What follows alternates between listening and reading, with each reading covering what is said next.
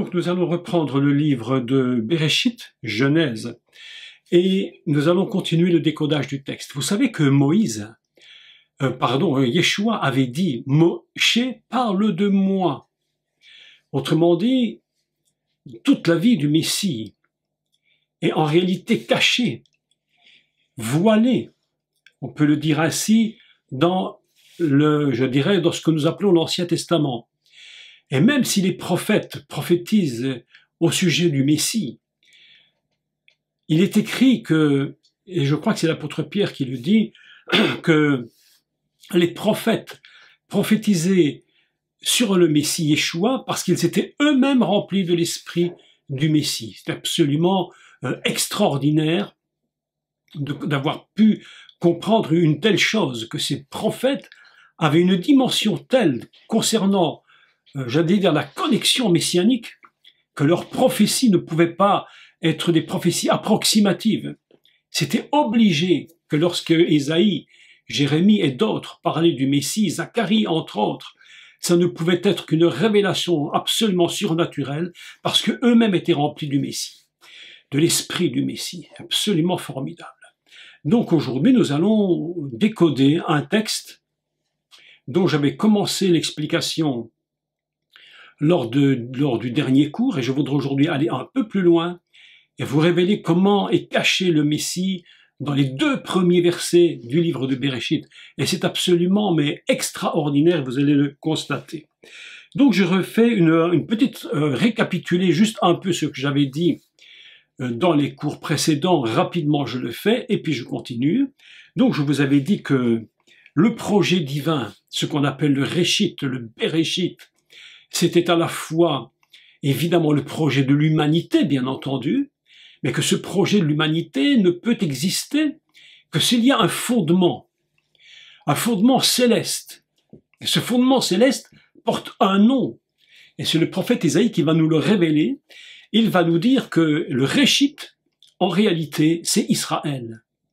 C'est pourquoi, lorsque nous parlons de greffer à Israël, je refais juste cette petite parenthèse, il est très important de comprendre à quel niveau Israël nous sommes greffés. Et ce niveau, c'est le niveau le plus céleste qui soit, c'est-à-dire le Réchit. À partir de là, nous comprenons que le projet de Dieu est mis en place, et le texte continue et il nous dit quelque chose de très surprenant d'ailleurs, c'est que Dieu créa les cieux et la terre, et puis subitement nous constatons qu'il y a comme un basculement qui se fait, et un basculement que, évidemment, beaucoup de gens ne voient même pas, n'ont même pas aperçu. Pour quelle raison? Parce qu'ils lisent la Bible comme un récit historique. Alors qu'en réalité, la Torah n'est pas du tout un livre d'histoire, mais c'est avant tout une révélation messianique. Donc, et une façon aussi, j'allais dire, de pouvoir nous vivre sur cette terre. C'est pas une question d'histoire. Qu'est-ce que nous constatons? C'est qu'il dit, au commencement, Dieu créa les cieux et la terre. Et la deuxième chose qui m'avait tout à coup surpris, et dont je n'avais pas eu l'occasion, dont les temps précédents ne m'avaient même pas attiré l'attention, c'est lorsqu'il dit, la terre était informe et vide. Là-dessus, mon esprit s'est attiré, mon attention a regardé, et j'ai constaté qu'en réalité, il n'était pas écrit que les cieux et la terre étaient informes et vides, mais que ce n'était que la terre qui était informe et vide. Les cieux, d'apparence, n'ont pas été touchés par ce problème d'apparence, puisque, en général, dans l'Église, on enseigne, en général, que si la terre est informe et vide, c'est parce que quelque chose s'est produit là-haut, que le diable ou le chérubin, donc l'ange de lumière, s'est révolté, tout a été en dessus-dessous. En réalité, si cela était exact, si cette explication était exacte, ben nous aurions dû lire « Au commencement, Dieu créa les cieux et la terre, et les cieux et la terre étaient informes et vides, quelque chose s'est produit. » Mais voilà que les cieux ne sont pas touchés, mais que ce n'est que la terre qui est touchée. Donc on voit très bien que dans ce système, il y a une autre lecture, et cette idée du bouleversement au niveau du chérubin, ce qu'on appelle le kérouv, le chérubin Lucifer, l'ange de la lumière, va se produire à un autre moment. mais que le début de la Torah, et que le Tohu Vavohu, dont il est dit la terre était informée vide, Tohu Vavohu, n'est pas la destruction du monde, mais au contraire, c'est sa construction. Donc, c'est sur cela aujourd'hui que je voudrais parler un peu plus pour vous montrer ce qui est caché dans le texte Tohu Vavohu et la suite du texte où il est écrit Verrocher al Pnei Tehom et la ténèbre sur les faces de l'abîme. Voilà un texte absolument surprenant. Il est vrai que lorsque nous lisons un texte comme celui-là, si on n'a pas une autre façon, une autre dimension de lecture, eh bien évidemment on va se dire, mais évidemment que tout est catastrophique. Dieu fait un monde magnifique, tout d'un coup le monde se détruit, et nous avions appris, en lisant à la fois, en écoutant les cours précédents, qu'en réalité, le Tohu Vohu, ce n'était pas la destruction, mais que c'était l'image, c'était la marque de Dieu dans l'être, et que le Bohu, comme le dit d'ailleurs Rashi dans son commentaire, c'est être dans c'est en lui se trouve l'être. Donc on n'est plus du tout dans la même lecture. Mais voilà que de nouveau un problème se pose. Et le problème qui se pose, ce sont le problème des ténèbres. Le problème des ténèbres, c'est quelque chose d'important parce que lorsque nous lisons la Torah, nous allons constater deux choses qui souvent se mélangent, deux termes qui se mélangent. Le mot ténèbres qui se dit rocher, et puis on le confond avec un autre mot qui lui est Araphel. Araphel, lui, c'est un mot qui ne signifie pas ténèbres, mais obscurité. Je voudrais, pour commencer, faire la différence qui existe entre le mot ténèbres et le mot obscurité. Lorsqu'on en parle dans notre habitude, on parle en général de ce qu'on appellera l'obscurité. Le mot ténèbres, il n'est pas tout à fait le même. Qu'est-ce qu'une ténèbre selon la pensée divine? La ténèbre dans la pensée de Dieu, c'est un endroit où il n'y a aucune possibilité de voir rentrer la moindre lumière. C'est un endroit complètement fermé. C'est un endroit où la lumière ne rentre pas. Nous avons un exemple absolument fantastique dont nous avions parlé, je sais, lorsque j'avais renseigné sur les 10 plaies d'Égypte.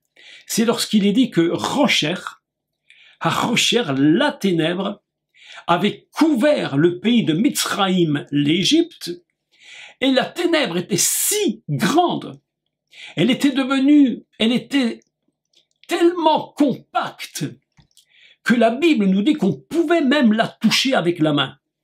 On pouvait avancer sa main et on était comme dans une ténèbre qui était devenue matérielle. C'était si impressionnant que c'est de la ténèbre. Il est dit qu'ils restèrent 3 jours assis et personne ne pouvait bouger.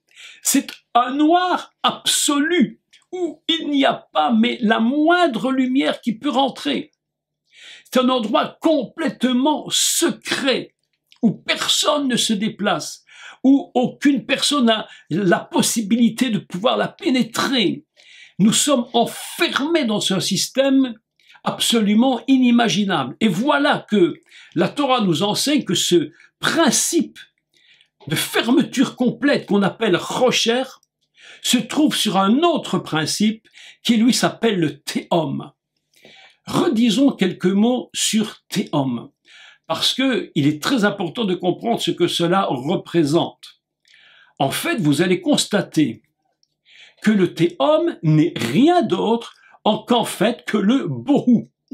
Lorsqu'il est écrit Tohu Vavohu, le Tohu, c'est exactement le même mot que le mot Tehom, à la particularité qu'à la fin du Tohu, on va lui rajouter un même sophite, donc un même final, et au lieu de lire Tohu, on va lire Tehom. Mais en réalité, les deux idées sont complètement liées l'une avec l'autre. Nous comprenons par là que ce tohu et ce théom sont une seule et même chose, sinon que on va lui rajouter le même final qui est l'image même, le son même d'ailleurs du mot, donc du même, qui est la matrice et qui va produire un autre mot qui est le mot maïm, l'eau.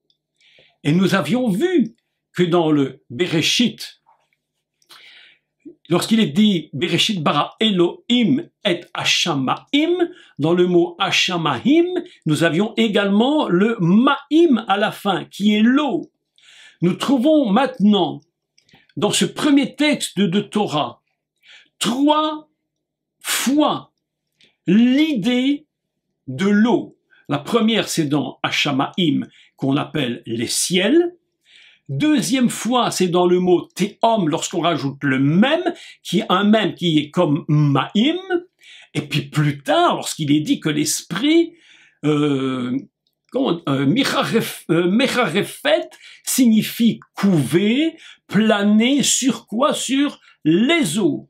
Nous avons donc 3 dimensions de l'eau. Vous imaginez un peu l'importance que l'eau a au niveau de la création. D'ailleurs, la Bible nous dit que la terre est sortie de l'eau. Voilà déjà un texte absolument fantastique. Nous apprenons que la terre était enfermée dans une masse d'eau. D'ailleurs, il y a je crois que c'est le prophète Ésaïe, si je ne me trompe, où il dit que Dieu est entouré de la masse d'eau. Il y a vraiment dans ce commencement du monde un endroit qu'on appelle Théom, qui est à la fois une idée de création, et cette création, elle est en réalité la matrice. Voilà quelque chose de tout à fait surprenant. Nous avons donc une autre idée, non pas d'un monde se détruisant, mais d'un monde qui se construit. Voilà donc que Tohu Vavohu, Vechosher et la ténèbre, un lieu totalement fermé, qui est un lieu où on trouve ce qu'on appellera la matrice fondamentale. Et c'est dans ce lieu-là que tout le projet de l'univers, terre comprise, est en train de se créer. La terre n'est pas un lieu qui est venu par hasard comme ça subitement, mais elle a été construite dans un lieu secret, un lieu absolument important. D'ailleurs, lorsque l'on parle de secret, un lieu secret, vous savez que le mot secret se dit en hébreu sod. Samer, vav, dalet. Sa valeur numérique, pour parler de cela, elle est de 70, 70 pour les Suisses et les Belges, 70, c'est-à-dire que le secret du théom, c'est un cycle totalement divin. C'est le cycle de la création multiplié par la valeur du Yud 10 et qui nous donne une construction absolument gigantesque concernant le secret du théom. C'est-à-dire que ce lieu-là est tellement particulier qu'il va produire en lui vraiment tout un système de mise en place de tout ce qui est désorganisé, mais qui va progressivement se mettre en place pour former le projet définitif. C'est pourquoi le Tohu Vohu n'est pas une destruction, mais au contraire est une construction. Le mot sod est très intéressant parce qu'il a plusieurs significations. Je vous donne 4 de ces significations. Et vous allez voir que dans ce théom, dans cette matrice fondamentale, quelque chose se produit dans le secret. Qu'est-ce que les 4 dimensions du sod? Les 4 dimensions du sod, d'abord c'est le secret, bien sûr. La deuxième chose, c'est le dessein. Pas le dessin écrit, mais le but. D-E-2-S-E-I-N, le dessein de Dieu. C'est là que se produit tout le projet divin. C'est à l'intérieur du théom que se produit l'idée fondamentale que Dieu a de ce qu'il va faire. C'est le dessein. Sod signifie également quelque chose qui se fait dans la confidence. C'est très important parce que Dieu ne révèle pas comment il crée son monde. Vous avez remarqué que depuis déjà des siècles, les gens essayent à tout prix de percer le secret de la création. Mais vous avez constaté que on essaie de toucher un peu, mais en finalité, vous savez, on en est toujours au balbutiement. Vous avez constaté que lorsqu'on a été tourné autour de la planète Mars, la première chose que tous ces savants cherchent, c'est à savoir si il y a de l'eau sur la planète. Pourquoi? Parce que s'il n'y a pas d'eau sur la planète, automatiquement, ils se rendent compte qu'il ne peut pas y avoir de vie.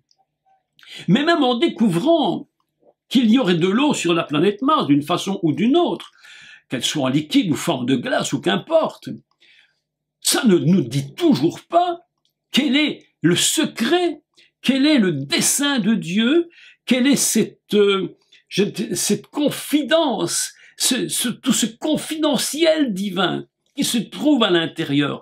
Et je crois que j'ai compris pourquoi, en partie tout du moins, c'est parce que Dieu ne révèle pas ce secret, parce que c'est justement ça, à ce niveau-là, que nous allons nous connecter pour avoir la foi.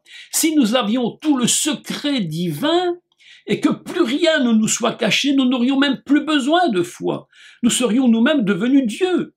D'ailleurs, le texte aux Hébreux nous dit dans le chapitre 11, en parlant, je crois que c'est 11, où il nous dit que là, nous croyons que le monde a été créé donc au départ. Par quoi? Par la foi. C'est-à-dire que nous avons besoin de cette fermeture en ce qui concerne la création du monde pour que nous puissions nous attacher à la foi. Sinon, la foi ne serait plus utile. Donc nous avons un secret qui est caché dans la matrice, qu'importe en réalité que nous sachions ou pas, comment Dieu fait, c'est son secret. Il ne nous le révèle pas. Il nous dit, voilà, il y a une matrice céleste, je vous le dis, mais à l'intérieur, il y a quelque chose qui la couvre, qui l'enveloppe totalement. Elle est complètement enveloppée de ténèbres. Et c'est pourquoi je ne vous laisse absolument pas rentrer pour comprendre ce qui s'y passe. Tout ce que je peux vous dire, c'est qu'il s'y passe quelque chose d'absolument fantastique. C'est totalement confidentiel. Je garde ça pour moi, dit Dieu, et en même temps, le mot sod a un quatrième sens, et c'est là, c'est très très intéressant, c'est le sens de délibération, délibérer. Lorsque Dieu a un secret, il va délibérer en secret. C'est, j'allais dire, est-ce que je peux dire ça peut-être? C'est comme un huis clos. Vous savez, lorsqu'on fait une délibération en huis clos, l'extérieur ne rentre pas. Personne n'a le droit de savoir. C'est une délibération intérieure du Dieu créateur. D'ailleurs, il le dira à Job, il dit, mais et qui peut me donner conseil? Moi, j'ai tout créé. Qui peut m'expliquer? Et Job de répondre, ben oui, en effet, mais personne ne le peut. Il n'y a que toi qui le sais. Il n'y a que toi qui connais le secret du commencement. Il n'y a que toi qui sais comment tu organises. Tu mets tous les éléments dans un désordre incroyable et puis toi seul, tu es en train de délibérer. Tu es en train de faire ça en confidence. Tu gardes le secret pour toi. Ton dessein est en train de se mettre en place. Et autrement dit, voilà que le monde est en train de se créer de façon totalement cachée. C'est pourquoi le monde va porter plusieurs mots, plusieurs noms différents. La terre va porter plusieurs noms. On va l'appeler Eretz. Puis on va l'appeler Adama, et on va l'appeler aussi Olam, ce qui est voilé. Autrement dit, lorsque nous regardons le monde, dans le mot Olam, nous constatons que le monde visible est comme un voile. On essaie de percer le secret, mais jamais on y arrive. On peut essayer de comprendre comment se forme une fleur, on peut comprendre comment se forme un arbre, mais lorsque tu regardes la simple graine, la semence, à l'intérieur, il y a des forces que tu ne peux même pas comprendre. Elles sont dans le secret. C'est là que tout se passe. C'est pourquoi le théum n'est absolument pas du tout une destruction, mais c'est un lieu divin de la construction du monde. Autrement dit, si nous refaisons une lecture de la Torah, mais là je la paraphrase extrêmement, j'allais dire de façon très particulière, mais pour le projet, au commencement, il y avait une matrice. Elle était complètement fermée, tout était désordonné, mais la puissance et la présence du maître du monde à l'intérieur de cette matrice complètement noire, fermée dans les ténèbres, est en train de se construire. C'est cela le début de la Torah, mes amis. C'est cela le début de la Torah. Vous imaginez comment on peut passer à une autre dimension. Et je n'aime pas de dire que dans l'Église, on raconte un peu tout sans réfléchir, parce qu'il y a des gens quand même, des gens qui réfléchissent évidemment. Mais le problème, c'est qu'on a fermé le système. On a comme mis un cercle autour et on a bloqué l'intérieur en se disant, voilà, c'est notre explication, il ne peut pas y en avoir d'autres. Mes amis, c'est ça le problème. Nous voulons casser la coquille. Nous voulons rentrer dans une dimension différente, ouvrir la Torah et comprendre où se cache le Messie. Vous allez voir ce que je vais vous dire dans quelques minutes. C'est absolument, mais impressionnant concernant le Messie. Parce que si le monde est créé, si tout est créé dès le commencement du monde, c'est parce qu'à l'intérieur se trouve la force messianique. Et lorsque le Mashiach vient sur terre, toute cette force messianique du commencement de l'univers va se dévoiler au monde, tout du moins en partie. C'est absolument extraordinaire. Le Mashiach est caché, mes amis, dans chaque mot, dans chaque lettre, dans chaque phrase, dans chaque code chiffré, il est à l'intérieur. Un lieu secret, un lieu complètement secret. Quelle différence y a-t-il entre Rocher, la ténèbre fermée, et ce qu'on va appeler Raphaël? Eh bien, mes amis, Raphaël, ce n'est pas la ténèbre. Raphaël, c'est l'obscurité. Et quelle différence y a-t-il entre une ténèbre selon la Torah et quelque chose qui est obscur? L'obscurité, c'est-à-dire que je peux me promener malgré tout, sortir dehors la nuit, c'est obscur, mais ce n'est pas totalement noir. C'est pas totalement fermé. Il y a une part de lumière qui revient. Qu'est-ce que l'obscurité? Mais nous allons comprendre cela un peu plus tard, lorsque nous allons parler du 4e jour. Qu'est-ce que l'obscurité? En finalité, la nuit vient et il fait sombre.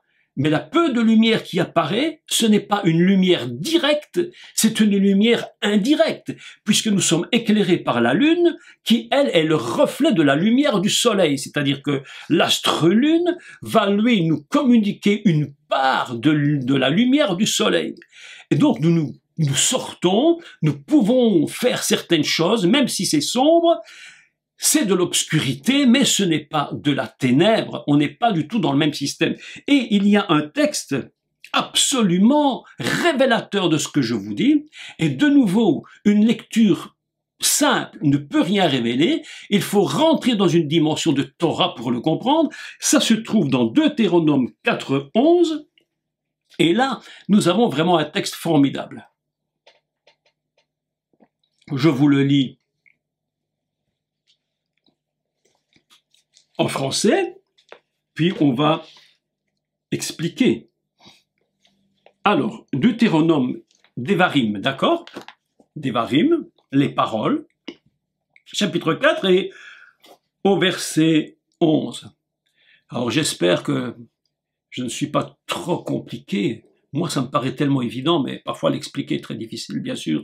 C'est des niveaux un peu particuliers, mais j'espère que vous pouvez bien me suivre. Sinon, vous me posez des questions, je regarde le chat et je vous réponds. Mais lisons maintenant Devarim, Deutéronome 4 et au verset 11. Vous vous approchat et vous vous tîntes sous la montagne. Je traduis littéralement, pas au pied, mais sous la montagne. Je ne reparle pas de tout ça.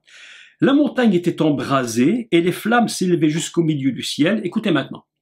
Il y avait des ténèbres, donc ce qu'on appelle rocher, des nuées, la nuée, Anan, l'obscurité, Raphaël. Et l'Éternel vous parla du milieu du feu. Vous entendîtes le son des paroles, mais vous ne vîtes point de figure. Vous n'entendirent qu'une voix. Voilà un texte que je ne vais pas développer tout en détail, ce serait très très long, mais 3 choses. La première, concernant Rocher et Raphaël, c'est que, se passe-t-il, il y a bien une différence. Et entre le Rocher et Raphaël, il y a un mot qui va se placer entre les deux, c'est le mot Anan, la gloire. La nuée de gloire. Dans cette nuée de gloire, Dieu va parler. Et c'est pourquoi il est écrit, vous entendirent la voix. C'est-à-dire que lorsque la voix se fait entendre, après que la ténèbre se soit placée, quelque chose est en train de se produire, est en train d'ouvrir, de donner une ouverture. Et lorsque l'ouverture se donne, il est écrit qu'elle ne s'appelle plus ténèbres, mais elle s'appelle donc obscurité. Nous avons donc une nuance entre les deux dans ce texte. Moshe est sur la montagne et il se trouve sur un lieu de conception, de création.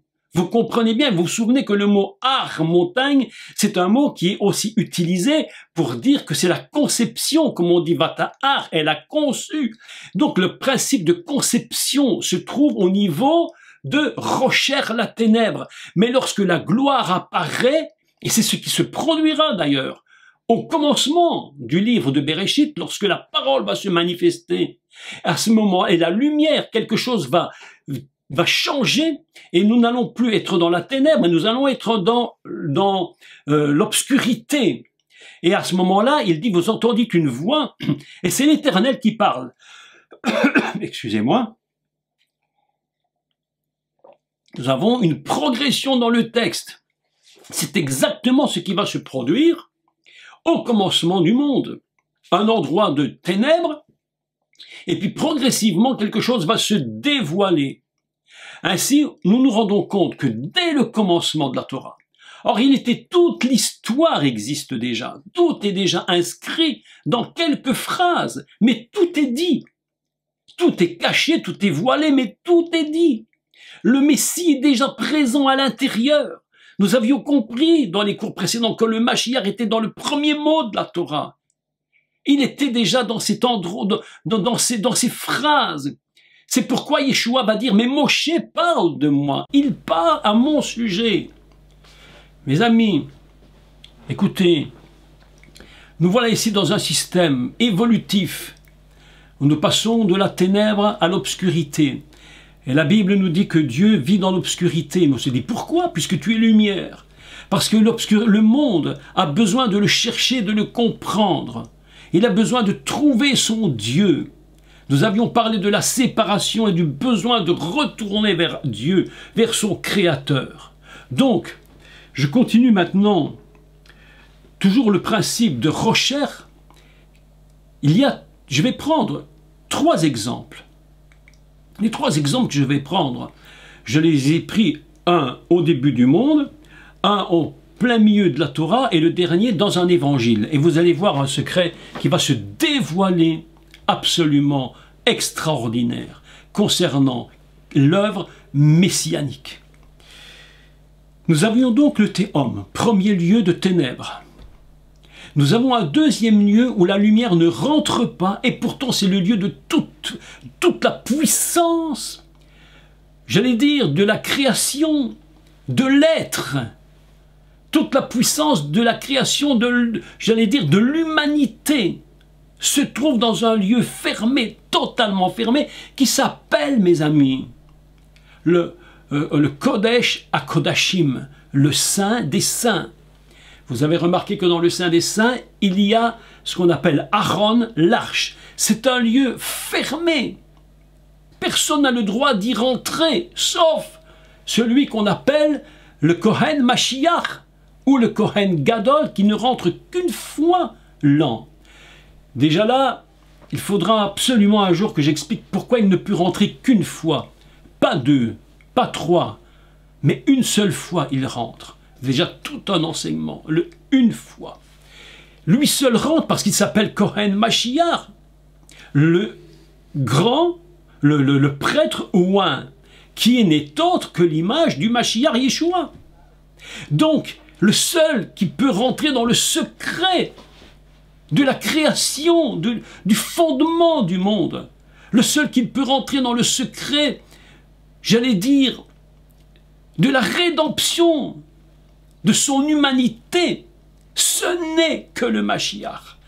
Ce n'est que lui, le Kohen Gadol, le Kohen Mashiach, le grand prêtre au-dessus de tous les grands prêtres. Lui seul va rentrer, le Mashiach Yeshua, dans ce lieu totalement fermé. Pour nous, ce qui est totalement fermé et noir, impossible d'y rentrer, pour Dieu, il est encore lumière. Il est cette lumière à l'intérieur. Donc vous voyez qu'il faudra comprendre plus tard l'explication où il dit que Dieu sépara dans la lumière et il sépara dans les ténèbres, que l'on a traduit communément, il sépara la lumière d'avec les ténèbres, d'où un problème gigantesque est en train de se poser. C'est que les ténèbres et la lumière ne sont pas compatibles. Évidemment, première idée. La lumière et la ténèbre ne fonctionnent pas ensemble, il faut donc les séparer. Mais le plus surprenant, c'est qu'ils les séparent, ce qui veut dire que dès le commencement, il y avait une possibilité que la lumière et les ténèbres soient ensemble unis. Donc on a une autre idée de la lumière maintenant que celle qu'on veut bien croire, et une autre idée des ténèbres que celle qu'on nous a toujours enseignée. Nous avons appris que la ténèbre n'est pas mauvaise du tout. Alors comment se fait-il ? Évidemment, la question se pose. Pourquoi Lucifer, le diable, le serpent, va toujours travailler dans la ténèbre? Et ça, ce sera l'explication que je vous donnerai plus tard. Pourquoi utilise-t-il la ténèbre alors que lui, écoutez bien, se fait appeler aussi l'ange de lumière? Il y a donc quelque chose de très incroyable qu'il faut expliquer. C'est absolument surprenant. Voilà donc que nous sommes maintenant dans le Saint des Saints, lieu totalement fermé. Seul le Kohen Mashiach peut y entrer et il connaîtra lui seul ce qui s'y passe, la rédemption de l'humanité. Et puis alors, maintenant, il faut que j'explique le troisième point, mais alors là c'est phénoménal. Mes amis, phénoménal. Cet enseignement d'aujourd'hui, j'espère pas trop complexe, mais mériterait aussi de se retrouver dans la catégorie les évangiles à la lumière du Tanakh. Parce que ce que nous allons lire maintenant, mes amis, c'est surprenant. Mais vous allez constater que le plan divin a été mis en place d'une telle façon que on se pose la question. Je me pose la question, comment Israël, comment le peuple d'Israël n'arrive pas à reconnaître son Messie? On a l'impression que les évangiles, c'est quelque chose qui a été rajouté, et on a transformé, on a changé les mots, bon, tout ce qu'on nous raconte, bref. Mes amis, écoutez, nous allons lire un texte ensemble. Nous allons prendre Luc 23, et là, nous allons bien suivre ce texte, parce que vous allez découvrir quelque chose d'absolument inimaginable. Luc 23,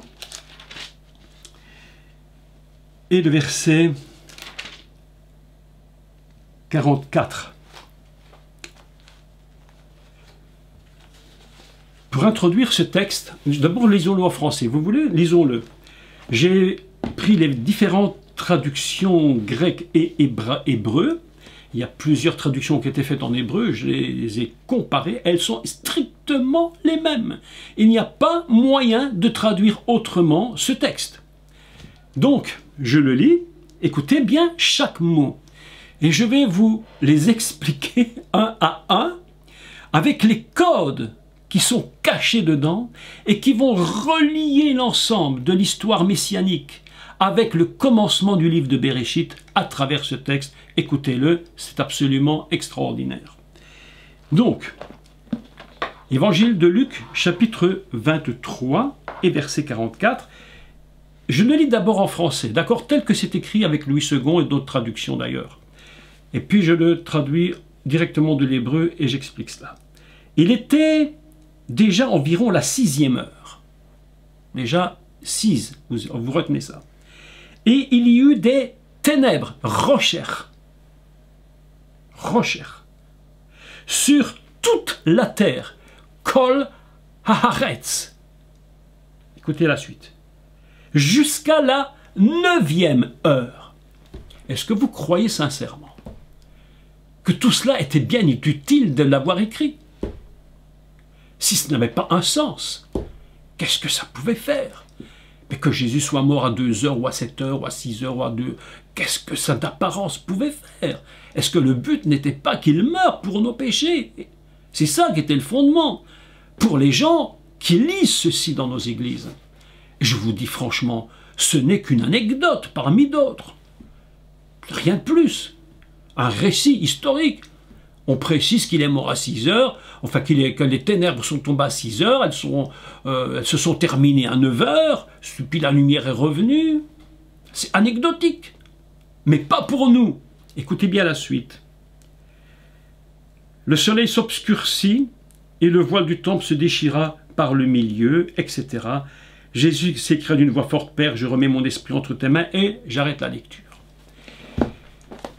Nous allons continuer dans le temps et nous allons passer après la crucifixion. Yeshua avait annoncé que le Fils de l'homme serait donc mis enterré, si vous voulez. Bon, là, c'est pas enterré dans la terre, puisqu'il était dans un tombeau, son corps était posé, et qu'au 3e jour, il ressusciterait. La question qui se pose, c'est pourquoi 3? Pourquoi pas 2? Pourquoi pas 2,5? Pourquoi pas 4? Pourquoi 3?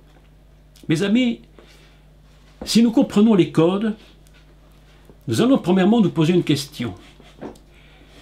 Et je sais que la plupart d'entre vous connaissez la réponse, mais quand même je dois le dire. Qu'elle représente au début du livre de Bereshit le jour 6? Qu'est-ce que c'est que le chiffre 6 qu'on appelle Ashishi? Le jour 6, c'est le jour où l'Adam apparaît sur terre. Il est là sur cette terre, mais il n'a pas encore le souffle en lui. Le souffle n'est pas encore venu dans ses narines. Donc, nous nous trouvons ici dans un principe extrêmement surprenant. Nous apprenons, et maintenant à travers le texte hébreu traduit comme il faut le traduire, non pas il était déjà environ, qui est un peu une traduction un peu ennuyeuse, mais si nous prenons le texte, nous avons exactement le même système d'écriture que nous avions trouvé dans l'évangile de Jean, chapitre 1, lorsqu'il est écrit « C'était comme la 10e heure, l'heure 10, c'est-à-dire divine ». Lorsque le Mashiach apparaît, sort du baptême et qu'il se présente au monde, il est 10. L'heure 10, c'est l'heure de Dieu. Ici, le texte nous dit exactement la même chose, et il nous dit, donc, Vaïri, Ke'asha Ashishit. Ce fut ou c'était comme la 6e heure. Et que se passe-t-il à la 6e heure? L'heure qui nous rappelle que c'est l'Adam qui est sur terre. Que se passe-t-il à 6 heures? Écoutez maintenant la connexion des idées. 6 heures, les ténèbres rochèrent la matrice complètement cachée, est en train de tomber sur le monde. C'est pourquoi il est dit qu'il y eut des ténèbres sur toutes les faces de la terre. Elle couvrit toutes les faces de la terre entière, Aharetz. Le mot utilisé, c'est le mot du début, la première fois que ce mot existe dans la Torah. Toute la terre est environnée d'une ténèbres absolument impénétrables. Le monde ne comprend plus rien à rien. Il ne sait même pas ce qui est en train de se produire. Il crucifie un homme qu'il va retourner dans l'état de mort, donc à l'état primitif de sa création adamique. Il est dans une matrice dont il ne comprend strictement rien. Le peuple d'Israël voit cet homme mourir, on va le mettre dans la tombe et personne ne comprend rien à rien. Mais il est la 6e heure. Mais combien de temps durent ces ténèbres? 3 heures. De 6 à 9. 6 à 9. 3 heures. Le code 3 est en train d'intervenir.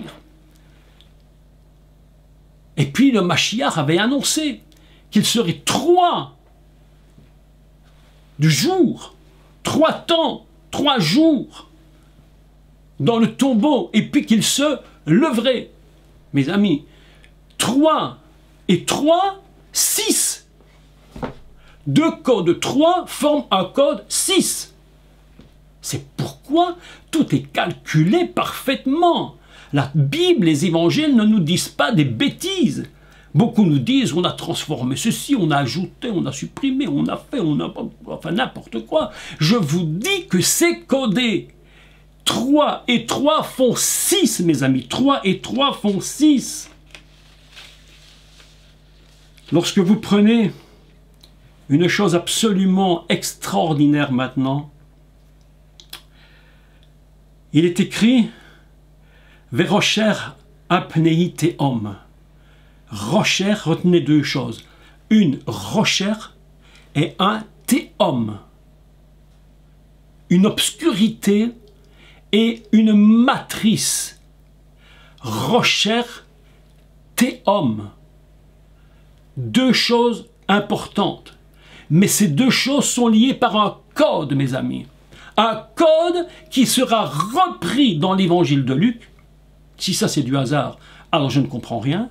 Et quel est le code qui se trouve entre théom, entre rocher et théom? Le code 6. Et que dit ce code 6?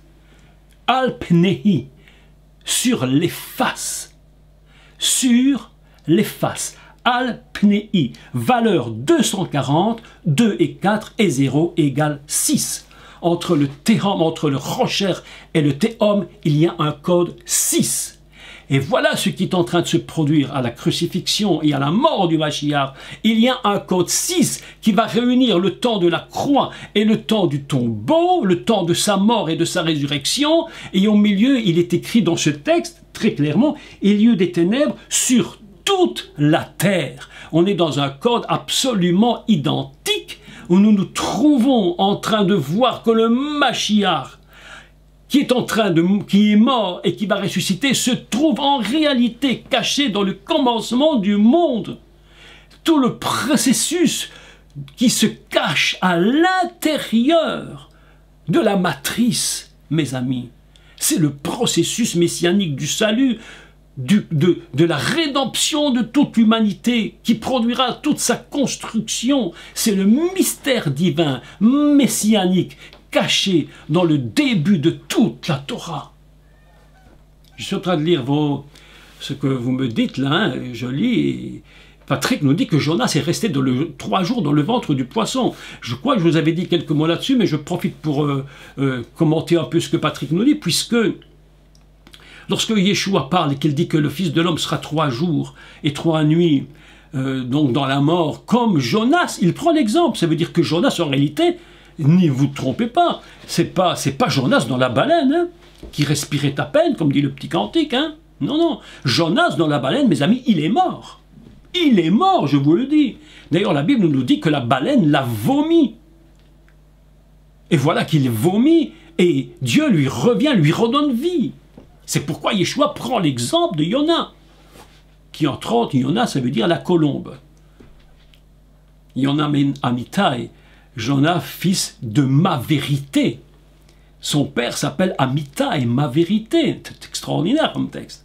Nous sommes dans un système où les codes 6 qui se trouvent au moment où le Mashiach meurt, et jusqu'au moment où il va ressusciter, nous rappellent immédiatement que la ténèbre, c'est le monde complètement caché, où ils ne comprennent plus rien. Et le théom, c'est la matrice où il est en train où il attend la vie qui va revenir en lui. Rocher, alpnei, théom, c'est la mort et la résurrection, les 3 jours dans la tombe, avec au milieu le code 6 qui dit l'Adam est présent au début du monde. L'Adam est présent dans le Halpnei, il est présent sur toutes les phases de la terre. Il recouvre l'univers. C'est pourquoi il dira à ses disciples, allez à travers toutes les phases de la terre et annoncez la bonne nouvelle. Tout est caché dans la Torah, mes amis. Tout est caché. Mais nous sommes en train, avec l'aide du Seigneur, avec l'aide du Créateur du monde, de pénétrer tout doucement dans les secrets. Il est là. C'est Yeshua, c'est le Messie, caché à l'intérieur de cette matrice absolument fantastique. Le mot utilisé dans le texte hébreu, je vais prendre l'évangile en hébreu. Donc on dit Ka'asa Ashishit, c'est comme le jour, comme l'heure sixième, pas approximativement, mais comme cette heure, c'est comme l'heure du jour, du début du monde. Vaihi Keshaha Ashishit, Ve Rocher et les ténèbres, Kissa et Pnei Kol Amaim. Quel est le mot pour dire que les ténèbres couvrent? Écoutez le mot couvrir, se dit Kissa. Et ce mot Kissa, évidemment, c'est une racine hébraïque extrêmement intéressante parce que le mot Kissa va se décliner dans plusieurs traductions. Par exemple, Kissa traduit ici couvrir. Le mot Kissa signifie voiler, envelopper, dissimuler, ignorer. Tout ce mot a tous ses sens en même temps. C'est-à-dire qu'au moment où le Mashiach meurt, il se trouve dans la matrice. La ténèbre couvre, enveloppe la terre, dissimule véritablement ce qui se passe en attendant qu'il se trouve pendant 3 jours dans le Théom, dans la matrice. Et il attend quoi? Il attend que le souffle vienne. C'est pourquoi dans le livre de Bereshit, nous allons voir dans le cours prochain que c'est le souffle de Dieu, qui se trouve juste là, maintenant. Il est terrible, et le souffle de Dieu était en train, Merarefet, c'est un mot dont la racine signifie frémir, mais signifie aussi couver, comme couver un œuf. L'esprit était en train de couver. Quoi? Sur quoi? Eh bien sur les 3 fois que nous avons parlé, que dans la matrice se trouve le Ma'im, c'est-à-dire l'eau. Hachamaim, le même de Théom, et Ma'im, qui nous rappelle qu'il est en train d'être couvé. L'eau est couvée, et à l'intérieur de l'eau se trouve tout le projet divin, se trouve la terre, se trouvent tous les secrets messianiques de tout l'univers, et tout est en train d'être couvé jusqu'au moment où cela va éclater et naître. C'est ça, mes amis, le début de la Torah. Ça, c'est le début de la Torah. C'est quelque chose absolument, mais considérable. Yeshua est vraiment le Mashiach. Il a donné toutes les preuves que chaque moment de sa vie, chaque fraction de seconde de sa vie, tout était absolument mis en place et calculé. Il ne pouvait en être autrement. Il est véritablement le Mashiach. C'est absolument gigantesque. Et gigantesque. Mes amis,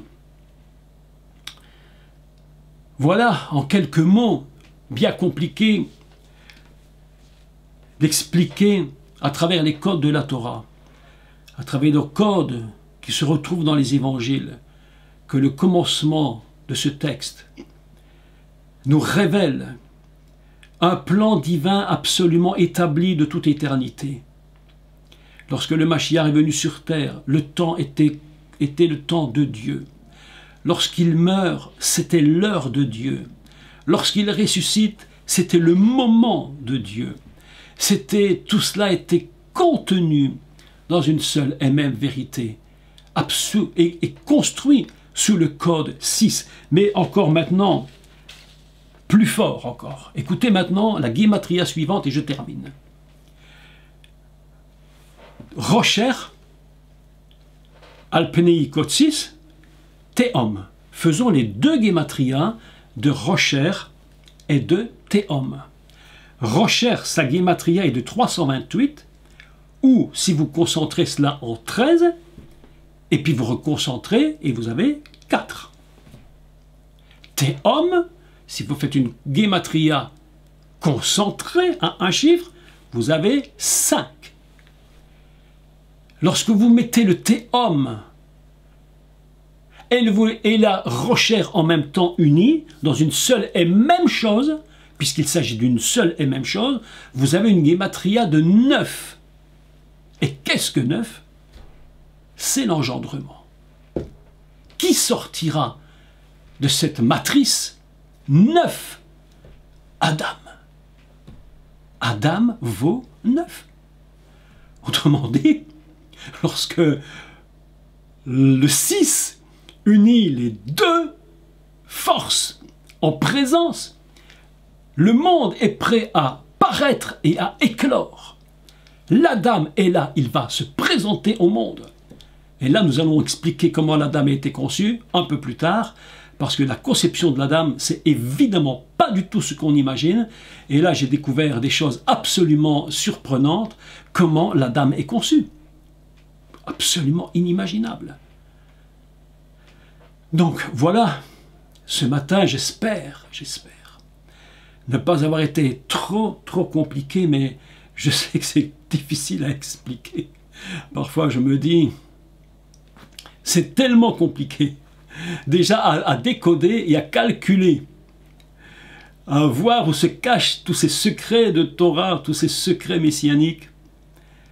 Mais j'espère, tout du moins, que lorsque vous réécouterez ce cours, eh bien, vous pourrez encore et encore le réécouter, puis prendre note probablement, et puis vérifier en hébreu vos textes, et puis vous-même, je vous encourage à chercher, chercher. La Bible dit cherchez et vous trouverez. Moi, je cherche et je trouve, mes amis, soyez bénis, parce que aujourd'hui, c'est un jour particulier, un jour de Shabbat, un jour où nous sommes dans la présence de Dieu, un jour où la paix et la tranquillité nous prend. Détournez surtout vos regards de tout ce qui est autour de vous et restez concentrés sur cette parole de Dieu.